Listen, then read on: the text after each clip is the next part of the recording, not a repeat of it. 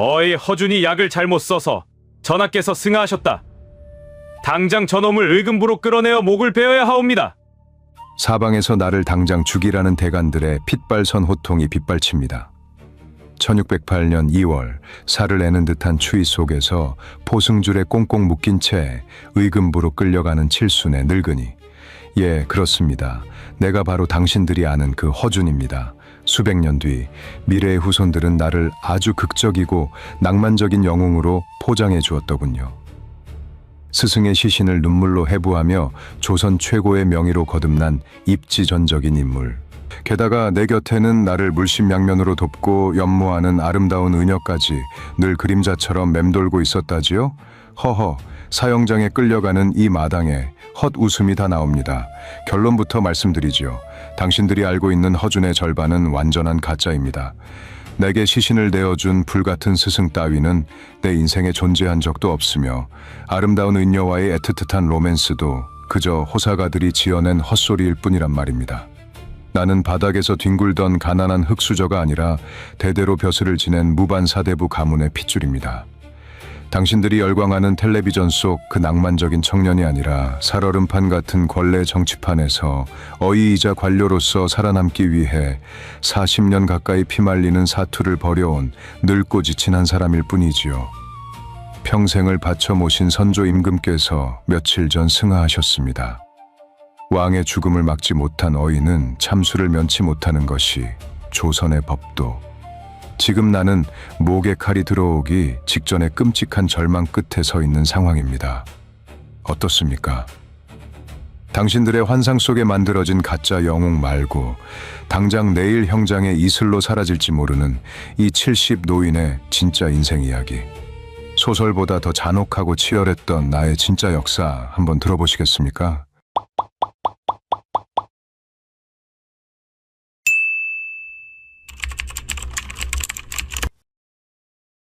먼저 그 유명한 스승 이야기부터 꺼내보지요. 유이태. 지리산 자락의 명의이자 내게 의술을 가르쳐준 불같은 성격의 스승. 자기 몸이 병에 걸리자 제자에게 시신을 내어주며 내 몸을 갈라 인체의 신비를 깨우치라고 유언한 그 스승 말입니다. 여러분이 텔레비전 앞에서 눈물 흘리며 보았던 그 장면, 솔직히 가슴이 뜨거워지지 않으셨습니까? 그런데 분명히 말씀드리지요. 나는 그런 스승을 만난 적이 없습니다. 유이태라는 이름의 의원은 조선 어디에도 존재하지 않습니다. 양천어 씨 족보에도 선조실록에도 미아밀기에도 단 한 줄도 등장하지 않아요. 그 사람은 1990년 소설가 이은성이라는 분이 자신의 소설 동의보감을 쓰면서 펜 끝으로 빚어낸 가공의 인물입니다. 책상 위 원고지에서 태어나 텔레비전 화면을 통해 수천만 시청자의 가슴에 살아 숨쉬게 된 사람이지요. 내가 실제로 의학적 가르침을 받은 분은 따로 있습니다. 양예수. 당시 내 의원의 최고 책임자인 수이였고 미암 유희춘의 일기에 내 이름과 나란히 등장하는 실존 인물입니다. 조용한 학자형 의관이었지요. 그는 명종과 선조 두 임금을 차례로 모셨고 의서 의림 차료를 정리한 분으로도 알려져 있습니다. 이분이 처음 나를 곁에 두고 가르쳤을 때 내 나이 30 안팎이었습니다. 양예수는 임금의 침소를 드나들며 매일같이 약을 짓고 진맥을 잡던 그야말로 조선의학의 정점에 서 있던 어른이지요. 내가 받은 가르침의 99%는 바로 이분의 옆자리에서 나왔습니다. 그러나 양예수라는 이름 석자를 들어보신 분은 솔직히 거의 없을 겁니다. 그분의 삶이 그리 드라마틱하지 않았기 때문이지요.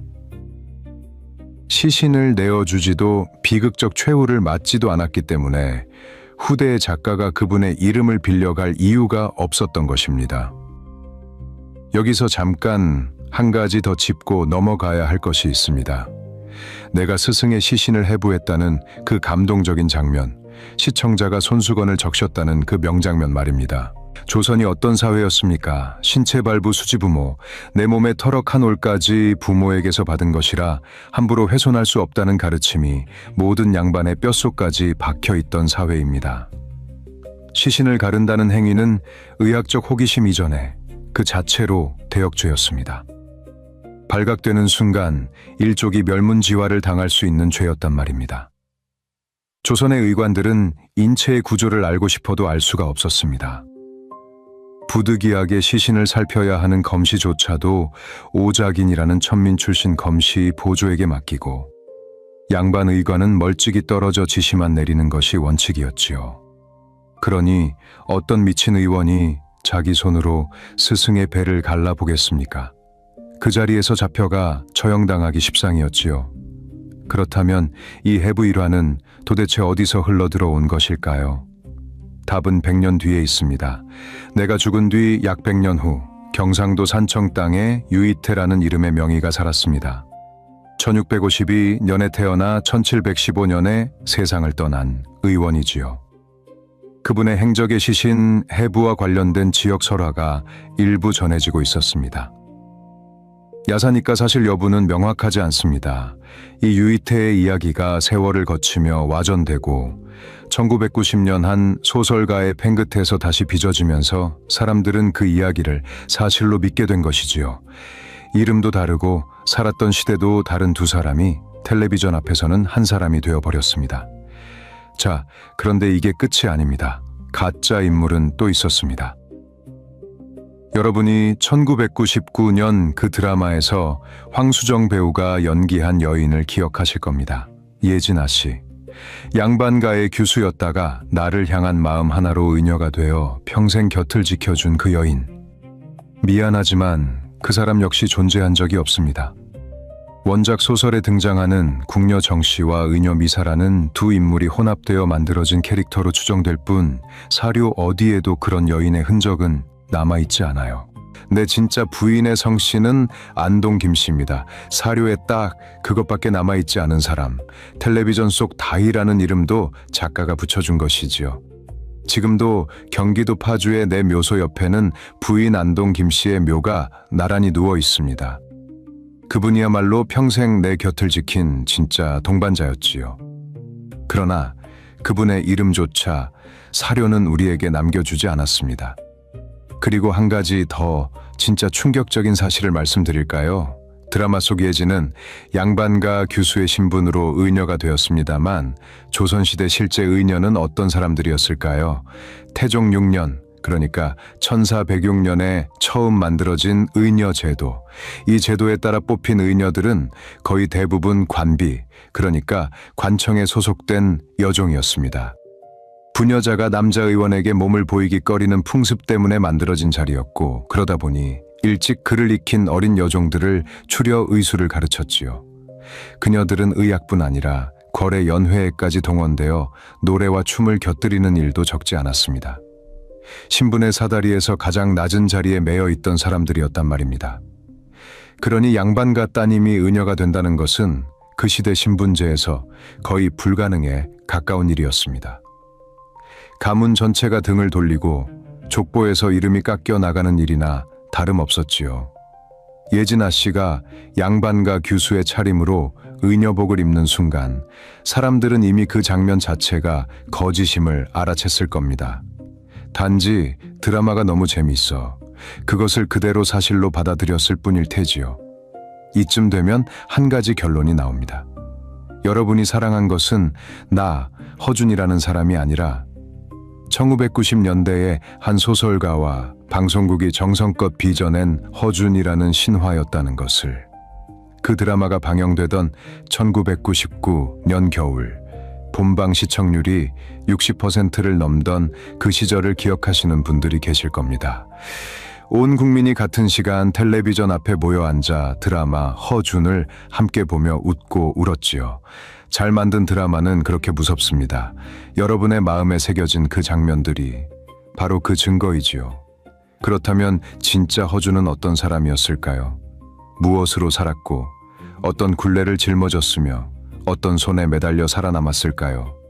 그 이야기는 내가 세상에 태어난 그 순간으로 거슬러 올라가야 합니다. 1539년 내가 세상에 태어난 해입니다. 물론 학자들 사이에서는 내 출생 연도조차 1539년이니 1546년이니 의견이 갈리지요. 살아있을 때도 죽은 뒤에도 한참을 잊혔던 사람. 내 생물년 하나조차 분명히 남기지 못한 것이 내 인생의 첫 단추입니다. 내가 태어난 집은 솔직히 말씀드리면 결코 가난한 집이 아니었습니다. 아버지 허론, 종산품 용천부사를 지낸 무관이었지요. 할아버지 허고는 경상도 수군절도사, 그러니까 바다를 지키는 장군이었습니다. 양천 허씨, 그것도 대대로 무반 사대부 가문의 핏줄이 내 몸에 흐르고 있었습니다. 여러분이 텔레비전에서 보신 그 가난한 흙수저, 청년, 죽 한 그릇에 눈물 흘리던 그 가엾은 도령, 다시 한번 말씀드리지요. 그건 내가 아닙니다. 그런데 말입니다. 부유한 무반 가문에서 태어난 나는 왜 칼을 잡지도 붓을 잡고 과거장에 들지도 못했을까요? 답은 한 글자에 있습니다. 서. 내 어머니는 영광 김씨, 아버지의 정실이 아닌 첩실이었습니다. 그러니까 나는 양반 아버지의 핏줄을 받았지만 어머니의 신분 때문에 평생 서얼이라는 굴레를 쓰고 살아야 했지요. 만약 여러분이 1500년대 조선에 태어났는데 아버지는 종산품 당상의 무관이고 어머니는 첩실이라고 상상해 보십시오. 집안에는 비단옷이 있고 사랑채에는 책이 산처럼 쌓여 있습니다. 형들은 글을 배우고 칼을 익히지요. 그런데 어느 날 가정교사가 당신에게는 형들과는 다른 책상을 내어줍니다. 같은 마당, 다른 자리, 같은 핏줄, 다른 신분, 그 자리에서 자란 사내아이의 가슴에 무엇이 쌓였겠습니까? 조선의 법은 잔인할 만큼 명료했습니다. 경국대전 한 줄. 서얼은 문과 무과에 응시할 수 없다. 머리가 아무리 비상해도, 글을 아무리 잘 써도, 활을 아무리 잘 쏘아도 그 한 줄 앞에서는 모든 재능이 길을 잃는 셈이죠. 문과의 길은 닫혔고 무과의 길도 닫혔지요. 남은 길은 단 하나, 잡과뿐이었습니다. 역과, 율과, 음양과, 의과, 통역, 법률, 점성, 의학, 이른바 기술직. 양반들이 차마 우리가 손댈 수 없는 천한 일이라며 서얼과 중인에게 떠넘긴 자리들 말입니다. 나는 그 중에서 의학을 택했습니다. 정확히는 그 길밖에 남아있지 않았다고 말하는 편이 솔직하겠지요. 조선시대 서얼이 양반의 자식 수에서 얼마나 차지했을 것 같으십니까? 학자들의 추정에 따르면 양반 가문 자손의 30에서 40%가 서얼이었다고 합니다. 양반 셋 중 하나는 나처럼 굴레를 쓰고 살았다는 뜻이겠지요. 그 많은 서얼들 가운데 자신의 분야에서 정점에 오르겠다고 결심한 사람이 몇이나 됐겠습니까? 대부분은 일찌감치 체념하고 평생 그늘에서 살았습니다. 허나 나는 체념하지 않았습니다. 정확히는 체념할 수가 없었습니다. 30 무렵 내의원에 청어되어 발을 디딘 그 순간부터 내 인생은 시작됩니다. 조선의 관직 진출 방법은 크게 두 가지였습니다. 과거 시험을 보는 길과 누군가의 추천을 받는 청거의 길. 과거의 문이 닫힌 나는 자연스럽게 청거에 매달릴 수밖에 없었겠지요. 당시 나를 청거해준 분이 누구였는지 사료는 분명히 기록하지 않습니다. 다만 미암 유이춘 대감과의 인연이 결정적이었다고 전해질 뿐 내의원의 풍경을 잠깐 그려봅니다. 새벽 인시, 그러니까 새벽 3시에서 5시 사이. 어이들은 임금의 침전 앞에 도열합니다. 진맥을 잡고 안색을 살피고 혀의 색깔을 확인하지요. 약 한 첩을 짓기 위해 의관 여럿이 머리를 맞대고 마지막엔 가장 윗자리 어른이 결제 도장을 찍습니다. 그 자리에서 나는 늘 가장자리에 있었습니다. 가운데 자리는 양예수, 이공기 같은 정통 코스를 밟은 어른들의 것이었고요. 그런데 1590년, 그러니까 내 나이 52 되던 해, 내 인생의 첫 번째 큰 문이 열렸습니다. 세자 광해군이 두창에 걸린 것입니다. 두창, 요즘 말로는 천연두. 이것이 어떤 병이었는지 여러분도 아실 겁니다. 19세기 종두법이 보급되기 전까지 두창은 걸리면 열의 셋이 죽고 살아남아도 얼굴에 평생 가시지 않는 흉터를 남기는 무서운 병이었지요. 왕실의 자식이라고 예외가 아니었습니다. 당시 조선의학에는 한 가지 관행이 있었습니다. 두창은 마땅한 치료법이 없는 데다 귀신이 내린 병으로 여겨져 의원들이 약 쓰기를 꺼리는 분위기였지요. 광해군이 사경을 헤매던 그 순간에도 다른 어이들은 선뜻 약을 짓겠다고 나서지 않았습니다. 그저 기도하고 부적을 붙이고 신령께 빌었지요. 그런데 나는 약을 썼습니다. 두렵지 않았느냐고요? 두려웠지요. 그러나 어차피 잃을 것이 없었습니다. 서울 출신 의관에게 그리 많은 선택지가 없었으니까요. 광해군은 살아났습니다. 선조실록 23년 12월 24일의 기록은 짧고 단호합니다. 의관 허준이 마음을 다해 약을 써서 오늘의 효험이 있게 하였으니 상주지 않을 수 없다. 이 한 줄로 내 신분은 뒤집힙니다. 종산품 당상관. 서울 출신 의관이 오를 수 있는 한계선을 단숨에 뛰어넘었지요. 조정이 발칵 뒤집힙니다. 대관들이 들고 일어났지요. 서울 출신을 어찌 당상관에 올릴 수 있느냐, 신분 질서가 무너진다. 그러나 선조의 결심은 굳었습니다. 그리고 14년이 흐른 뒤 더 큰 사건이 일어납니다. 1604년 임진왜란이 끝나고 공신 명단이 발표됐을 때 내 이름은 호성공신 3등에 올라 있었습니다. 임금의 어가를 의주까지 호위한 공로, 다른 신하들이 도망칠 때 끝까지 남았던 충심에 대한 보답이었지요. 그리고 1606년 선조께서는 한 걸음 더 나아가셨습니다. 내게 양평군의 봉작과 보국 숙록대부, 즉 정일품 가자를 내리시려 한 것입니다. 전길품, 영의정, 좌의정, 우의정과 같은 반열, 의관 출신이, 그것도 서울 출신 의관이 전길품에 오른다는 것은 조선 개국 이래 한 번도 없었던 사건이었습니다. 사헌부와 사간원이 미친 듯이 들고 일어났습니다. 매일같이 상소가 올라왔지요. 서울의관이 정일품에 오르는 것은 사대부의 수치이며 신분 질서의 근본을 흔드는 일이옵니다. 통촉하여 주시옵소서. 그 결과 정일품 가자는 끝내 보류됐습니다. 사대부의 벽은 임금조차 단번에 뚫지 못할 만큼 두꺼웠던 것이지요. 여기서 한 가지 짚고 넘어가야 할 것이 있습니다. 선조께서 그토록 무리해서 나를 정일품에 올리려 했던 진짜 이유, 그것이 정말 내 의술에 대한 감사 한 가지뿐이었을까요? 여러 정황을 보면 그렇지만은 않았던 것 같습니다. 임진왜란을 거치며 사대부들에게 크게 실망한 임금, 끝까지 도망친 신하들과 끝까지 남은 의관 하나, 그 대비 속에서 선조는 사대부들을 향해 메시지를 던지고 싶었던 것이지요.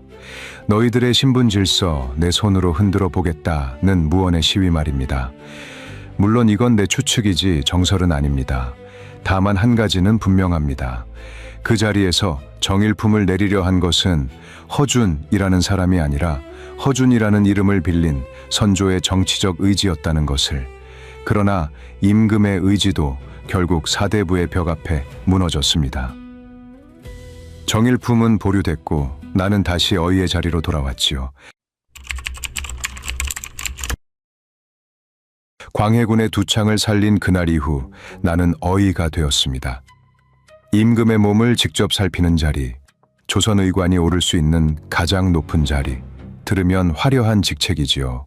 그런데 말입니다. 어이라는 자리, 정말 영광스럽기만 한 자리였을까요? 여러분이 막연히 떠올리시는 어이의 모습은 아마 이럴 겁니다. 비단 옷을 입고 임금 앞에 단정히 무릎 꿇고 잔잔한 미소로 약사발을 올리는 그림, 권위와 존경, 그리고 안락한 노후가 보장된 자리. 분명히 말씀드리지요. 그건 어이가 아닙니다. 어이의 하루는 새벽 인시, 그러니까 새벽 3시에 시작됐습니다. 침전 앞에 도열한 의관들, 그날 임금의 안색이 어떤지, 혀의 색이 어떤지, 눈의 빛이 어떤지, 손의 온도가 어떤지를 살핍니다. 그러고 나서 진맥, 좌우 손목에 손가락 3개를 얹고 7가지 맥상을 분별하지요. 이 모든 것이 끝나야 약을 짓는 회의가 시작됩니다. 회의라고 하지만 사실 그것은 회의가 아니라 재판이나 다름없습니다. 한 첩의 약을 정하기 위해 어이들이 각자 의견을 내놓고 가장 윗자리 어른이 최종 결재를 내려요. 그 결제 한 줄에 누군가의 목숨이 걸려 있었습니다. 임금의 목숨이 아닙니다. 의관 자신의 목숨 말입니다. 조선 어이의 진실을 한마디로 말씀드리면 매일 사약과 함께하는 삶. 임금이 회복되면 한 단계 승진하지만 임금이 잘못되면 어이는 곧장 의금부행입니다. 운이 좋으면 유배, 운이 나쁘면 사약, 더 운이 나쁘면 일족이 함께 화를 입었지요. 조선 왕조실록을 한번 펼쳐보십시오. 명종이 승하했을 때 어이 안덕수는 곤장을 맞고 유배됐고, 선조가 승하했을 때 나허주는 사형 직전까지 갔으며, 효종이 승하했을 때 어이 신가귀는 끝내 참수당했습니다. 같은 자리에서 같은 일을 했는데 결과에 따라 그 자리는 영광이 되기도 하고 형장이 되기도 했지요. 만약 여러분이 어이의 자리에 앉아 있다면 하루를 어떻게 견디겠습니까? 내가 매일 아침 임금의 안색을 살피면서 떠올렸던 것은 의학 지식이 아니었습니다. 오늘 이분이 무사히 하루를 넘기실까, 그 한 가지였지요. 약을 짓는 손이 떨리지 않으려 매일 손바닥을 무릎에 비볐고, 진맥을 잡는 손가락 끝이 굳지 않으려 인시 전에 일어나 손을 비비고 또 비볐습니다. 조선시대 어이가 정확히 몇 명이나 처형됐는지 그 숫자는 사료마다 다릅니다. 다만 분명한 것은 어이의 자리가 다른 어떤 관직보다 죽음에 가까웠다는 사실이죠. 그래서 많은 의관들이 차라리 내의원 정식 어이보다 한두 단계 낮은 자리에 머무는 것을 선호했습니다. 책임이 가벼우면 위험도 가벼우니까요. 그러나 나는 그 자리에 매달렸습니다. 서울 출신에게 어이의 자리는 단순히 위험한 직책이 아니라 신분의 굴레를 부수는 단 하나의 출구였으니까요.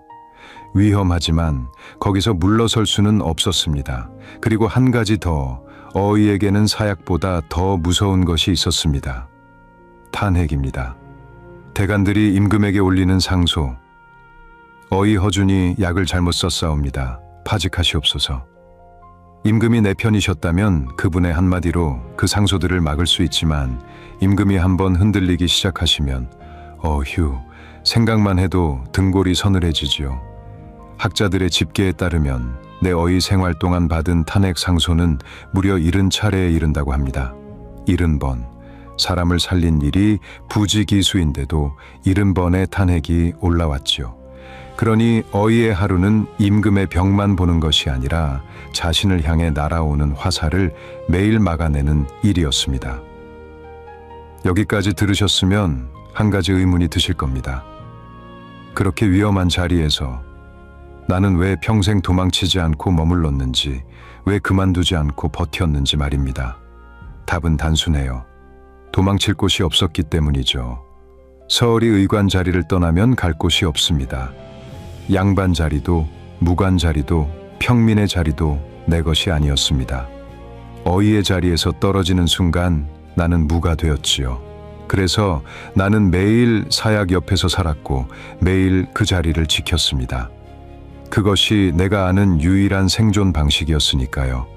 그리고 1608년 2월 마침내 그 사약이 내 앞으로 왔습니다.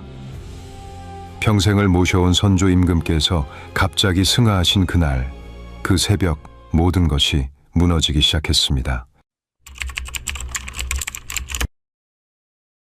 1608년 2월 1일 새벽, 선조 임금께서 약밥 한 점을 입에 무신 채 갑자기 숨을 거두셨습니다. 기력이 쇠해 있던 늙은 임금, 그날 아침 수라상에 오른 약밥을 드시다가 목이 막히셨고 그대로 의식을 잃으셨지요. 어이들이 달려가 침을 놓고 약을 올렸지만 이미 늦은 뒤였습니다. 광해군 일기는 이 장면을 짧게 기록하고 있습니다. 약밥을 들고 변고를 당하셨다. 그렇습니다. 한 시대가 그렇게 끝났습니다. 후대에 어떤 이들은 이 죽음을 두고 독살설을 제기했지요. 광해군 반대파가 약밥에 독을 넣은 것이 아니냐, 혹은 광해군 측이 손을 쓴 것이 아니냐. 그러나 실록은 어디까지나 지병의 악화로 기록하고 있습니다. 독살설은 후대의 의혹일 뿐, 다만 한 가지는 분명합니다. 그 죽음의 책임은 누군가가 져야 했다는 것이지요. 그리고 그 누군가는 바로 나였습니다. 대관들의 상소가 폭우처럼 쏟아졌습니다.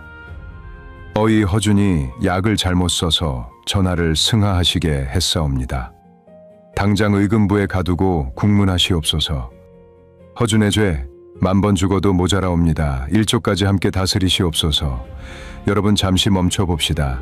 이 순간 광해군의 자리에 서 보십시오. 즉위한 지 채 한 달도 되지 않은 새 임금, 등 뒤엔 죽은 아버지의 그늘, 앞엔 그 아버지의 신하였던 이들이 한 목소리로 한 사람을 죽이라 외치고 있습니다. 그 사람은 18년 전 자신의 두 창을 살려준 의관이지요. 여러분이시라면 어떻게 하시겠습니까? 정치적 부담을 안고 그 노인을 살리겠습니까? 아니면 즉위 초의 잡음을 잠재우기 위해 노인을 내어주시겠습니까? 광해군은 결단을 내렸습니다. 허준은 일찍이 의관으로서 특별히 선왕의 지우를 입어 은총이 매우 두터웠다. 내 함부로 그를 벌할 수 없다. 광해군 일기 즉위년 3월 10일의 기록입니다. 짧고 단단한 한 문장. 즉위 한 달 차 새 임금이 조정 전체를 향해 던진 선언이었지요. 그러나 대관들도 물러서지 않았습니다. 매일 같은 상소를 올렸지요. 사헌부, 사간원, 홍문관, 3사가 한 목소리로 허준을 처단하시옵소서 외쳤습니다. 광해군은 한 발 물러섰습니다. 사형은 거부하되 유배로 절충한 것입니다. 결국 1608년 음력 11월 나는 이른의 몸으로 의주를 향해 떠나야 했습니다. 의주, 압록강이 코앞인 변방, 임진왜란 당시 선조와 함께 도망쳤던 바로 그 땅으로 이번엔 죄인의 신분으로 끌려간 것이지요. 광해군은 알고 있었습니다. 이른 노인이 변방의 추위를 견디기 어렵다는 것을. 그래서 어떤 사료에서는 광해군이 유배지를 일부러 험지가 아닌 곳으로 빼돌렸다고도 전합니다. 사실이 어떻든 분명한 것은 광해군이 끝까지 나를 살려 두려 했다는 사실입니다. 광해군은 왜 나를 끝까지 지키려 했을까요? 정말 18년 전 두 창을 살려준 은혜 한 가지 때문이었을까요? 답은 두 가지로 나뉩니다. 첫째, 개인적 은혜. 그것은 분명히 있었습니다. 12살의 광해군이 죽음의 문턱에서 살아 돌아온 그 사건. 그 후 18년간 임진왜란의 피난길, 세자 책봉을 둘러싼 당쟁, 즉위 직전의 살얼음판 전국. 그 모든 시간 동안 광해군 곁에 가장 가까이 있던 의관이 바로 나였지요. 그 시간의 무게는 단순한 군신관계 이상이었습니다. 둘째, 실용적 판단. 광해군이 모를 리 없었습니다. 내가 14년째 한 권의 의서를 붙들고 있다는 사실을, 선조의 명으로 시작된 그 의서가 거의 마무리 단계에 와 있다는 사실을, 그 책을 완성시킬 사람이 조선에 단 한 명뿐이라는 사실을, 은혜와 계산, 어느 한쪽만 정답이라고 단정할 수는 없습니다. 두 가지가 동시에 작동했을 가능성이 가장 크지요. 그리고 광해군은 한 걸음 더 나아갔습니다. 유배지로 떠나는 이른 노인의 짐 속에 임금이 직접 명한 물건들이 함께 실려 있었어요. 내의원의 진위한 의서들이었습니다. 동의보감 서문에 내가 직접 적어둔 한 줄이 있습니다. 전하께서 특별히 내의원의 기이한 처방들을 내어 신허준에게 하사하셨습니다. 이 한 줄의 무게를 한번 헤아려 보십시오. 유배가는 죄인에게 임금이 의서를 보낸다. 그것도 내의원에만 보관된 진귀한 책들을 수레에 실어 보낸다. 조선 역사에 이런 사례가 또 있었을까요? 이것은 동정이 아니었습니다. 임무였지요. 광해군이 잃은 노인에게 던진 무언의 메시지는 이런 것이었을 겁니다. 유배지에서 죽지 마라. 그 책을 끝내라. 그것이 내가 너를 살린 이유다. 이 순간 잠시 내 자리에 여러분이 서 있다 생각해 봅시다. 의주의 차가운 객사, 누마루 한 칸. 책상 위에는 임금이 보내준 의서가 쌓여 있습니다. 손가락은 시리고 무릎은 아프고 등은 굽었지요. 14년을 매달려온 원고는 이미 산처럼 쌓여 있어요. 책을 덮을 것인가, 한 줄을 더 쓸 것인가. 손은 떨려 도저히 글쓰기가 힘든데 머릿속에는 아직도 채워넣고 싶은 처방이 100가지가 남아 있습니다. 한 줄밖에 못 쓴 날도 있었고 등이 굽어 일어서지 못한 날도 있었지요. 그러나 멈추지 않았습니다. 유배 생활은 약 1년 8개월 동안 이어졌습니다. 1609년 11월 광해군은 마침내 나를 풀어주었습니다. 그토록 끈질긴 대간의 반대를 누르고 한양으로 돌아오라는 어명을 내린 것이지요. 그리고 1610년 8월 6일 광해군 일기는 그날을 이렇게 기록합니다. 허준이 의서 25권을 지어 올리니 임금이 가상히 여겨 태평관에 잔치를 베풀고 상을 내리라 명하시다. 14년이었습니다.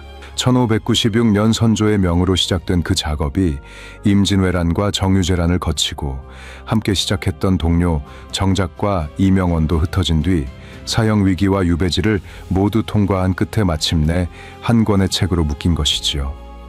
동의보감, 내경편 4권, 외형편 4권, 잡병편 11권, 탕액편 3권, 침구편 1권, 목차 2권, 총 25권.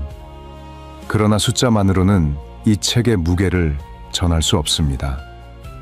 이 책을 쓰는 동안 나는 일흔이 되었고 함께 시작한 동료들을 잃었으며 2번의 전쟁을 겪었고 사형 직전까지 갔다가 살아 돌아왔지요. 광해군은 이 책을 받아들고 한 가지를 더 명했습니다. 내 의원의 명에 인쇄소를 차리고 이 책을 곧장 활자로 찍어 전국에 배포하라는 것이었지요. 동의보감을 단지 궁중의 보물로 두지 않고 가난한 백성과 변방의 의원에게까지 이 책이 닿게 하라는 명이었습니다. 여기서 잠깐 흥미로운 이야기를 보자면 이 책이 완성되자마자 청나라 사신과 일본의 의관들이 줄을 섰습니다. 청나라 사신은 한양에 올 때마다 동의보감 한지를 구해 가겠다며 막대한 돈을 들였고 일본에도 막부의 통신사 일행도 같은 책을 손에 넣으려 안달이었지요.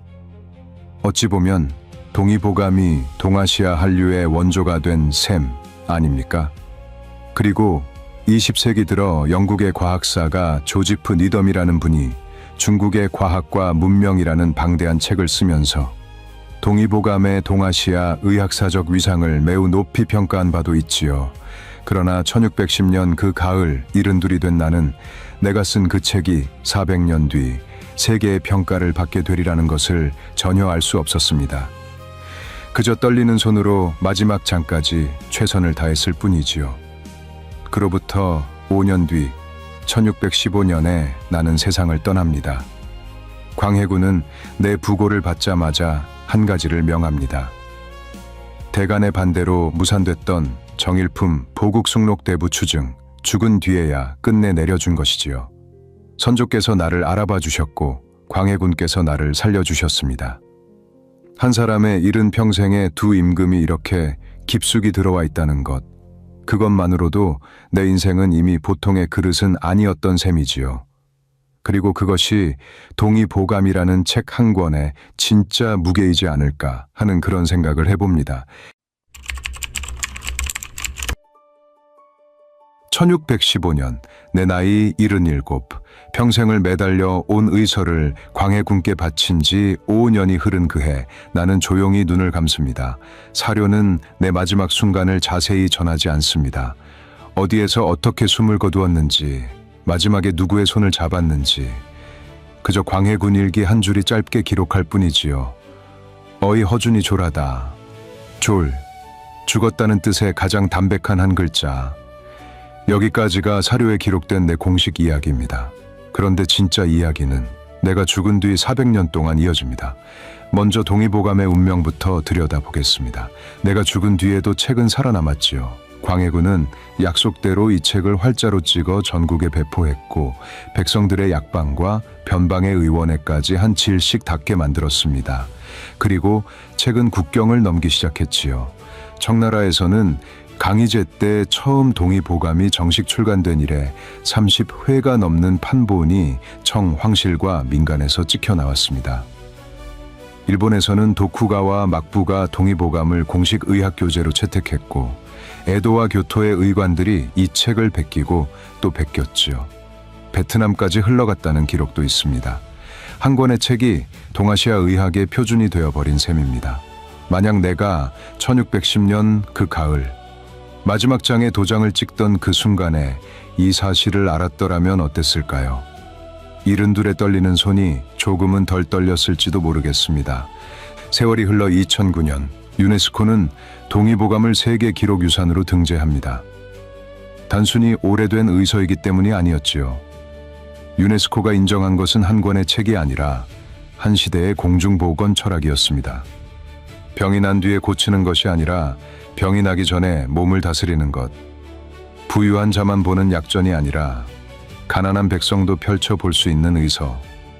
400년 전 이른 노인이 떨리는 손으로 새겨둔 그 철학이 21세기 세계가 인정한 가치와 정확히 맞물린 것이지요. 그러나 책의 영광 뒤에는 정작 책을 쓴 사람의 묘는 잊혀가고 있었습니다. 내가 묻힌 자리는 경기도 파주, 정확히는 파주시 진동면 하포리. 한양에서 그리 멀지 않은 곳이지요. 부인 안동 김씨와 나란히 누운 부부 합장묘, 양천 허씨 가문이 대대로 관리해온 자리였습니다. 그런데 한국전쟁이 모든 것을 바꿔놓았습니다. 1953년 휴전선이 그어집니다. 남과 북의 군대가 마주보는 그 철책, 그리고 내 묘소가 자리한 파주의 그 언덕은 군사분계선 코앞에 민통선 안쪽으로 들어가 버렸지요. 가문 사람들은 더 이상 묘에 갈 수 없게 됐습니다. 군인이 아니면 들어갈 수 없는 땅. 후손들의 발길이 끊긴 묘는 잡목과 가시덤불에 뒤덮였고 비석은 쓰러져 풀밭에 묻혔습니다. 수십 년이 흘렀습니다. 그동안 한국에서는 1990년 이은성의 소설이 베스트셀러가 되고 1999년 드라마 허준이 시청률 60%를 넘기며 대히트를 쳤지요. 그러나 정작 그 사람이 누운 자리는 철책 너머에서 풀에 잠긴 채 잊혀가고 있었습니다. 이 얼마나 묘한 그림입니까? 드라마 속 영웅은 매일 밤 텔레비전에서 살아나는데 진짜 그 사람은 군사지역 안에서 풀에 묻혀 무덤의 흔적조차 찾기 힘든 풍경. 그러다 1991년 9월 30일 양천허 씨 종친회 분들이 군 당국의 협조를 받아 파주 민통선 안으로 들어갑니다. 족보에 적힌 위치를 따라 잡목을 헤치고 들어간 그 자리에 두 쪽으로 깨진 비석이 풀밭에 누워 있었습니다. 비석을 닦아 내자 글자가 드러납니다. 양평군 충군 정량 호성공신 보국 숙록 대부 양천허 공휘준 지묘 양평군 호성공신 보국 숙록 대부 77 평생 내가 받았던 모든 직함이 또렷이 드러나는 순간 그 옆에는 부인 안동 김씨의 묘비도 나란히 놓여 있었습니다. 400년 만의 귀환이었습니다. 여기서 한 가지 짚어보고 싶은 것이 있습니다. 왜 하필 민통선 아니었을까요? 1991년이었을까요? 두 쪽으로 깨진 비석이었을까요? 내가 평생 살았던 자리를 떠올려 봅시다. 서얼이라는 신분의 변두리, 사대부와 의관 사이의 변두리, 정일품 추증을 둘러싼 살아있을 때와 죽은 뒤의 변두리, 그리고 마지막에는 남과 북이 마주보는 휴전선의 변두리, 평생 한 번도 한가운데에 서본 적이 없는 사람, 늘 어딘가의 가장자리에 매달려 있던 사람. 오늘날 그 자리는 정비되어 경기도 기념물로 지정됐습니다. 다만 여전히 민통선 안쪽이라 일반인이 자유롭게 드나들 수는 없지요. 1년에 몇 차례 종친회와 한정된 방문객만이 군의 협조를 받아 들어갈 수 있을 뿐. 대신 서울 강서구 가양동 일대에는 구암공원이 조성됐고 허준박물관이 문을 열었습니다. 내가 태어나고 말년을 보냈다고 전해지는 그 동네에 후손들이 기념공간을 마련해 둔 것이지요. 그리고 우리가 한약방이나 한의원에 갈 때 흔히 듣는 말이 있습니다. 동의보감에 나와 있는 처방입니다. 400년이 지난 지금도 이 한 문장으로 한국 한의학의 정통성을 증명하는 표현이 살아있지요. 마지막으로 묻고 싶습니다. 여러분이 오늘 기억하는 허준은 누구입니까? 스승의 시신을 갈라 인체의 비밀을 깨우친 그 천재 청년인가요? 의녀 예진아 씨의 사랑을 받으며 동의보감을 써내려간 그 낭만적인 의원인가요? 아니면 서얼이라는 굴레를 짊어진 채 한 발만 헛디뎌도 목숨이 달아나는 어이의 자리에서 40년을 버틴 사람. 이른해 사형장 직전까지 갔다가 살아 돌아와 14년의 원고를 끝내 동의보감이라는 걸작을 세상에 남긴 한 인간인가요? 처음에 우리가 만난 그 장면을 기억하시는지요? 1608년 2월 의금부 마당에 무릎이 꿇려져 있던 이른해 노인. 손목에 차가운 오라가 채워지고 흰 수염에 새벽 서리가 앉아있던 그 사람. 어느 쪽을 기억하실지는 여러분의 몫입니다. 다만 한 가지만 말씀드리고 싶습니다. 파주 민통선 안에서 두 쪽으로 깨져 풀에 잠겨 있던 그 비석. 깨어지고 묻혔지만 끝내 다시 발견된 수백 년 동안 가장 외진 자리에서 잊힌 채 살아남은 그 비석이야말로 허준이라는 사람의 일생을 가장 정확히 보여주는 물건일지도 모르겠습니다. 가장자리에 매달려 살았지만 끝내 잊히지 않은 사람, 400년의 시간을 넘어 진짜 허준이 우리에게 던진 이 질문, 여러분이 기억 속에 남기고 싶은 허준은 과연 어떤 모습인가요? 지금까지 호기심 사록이었습니다.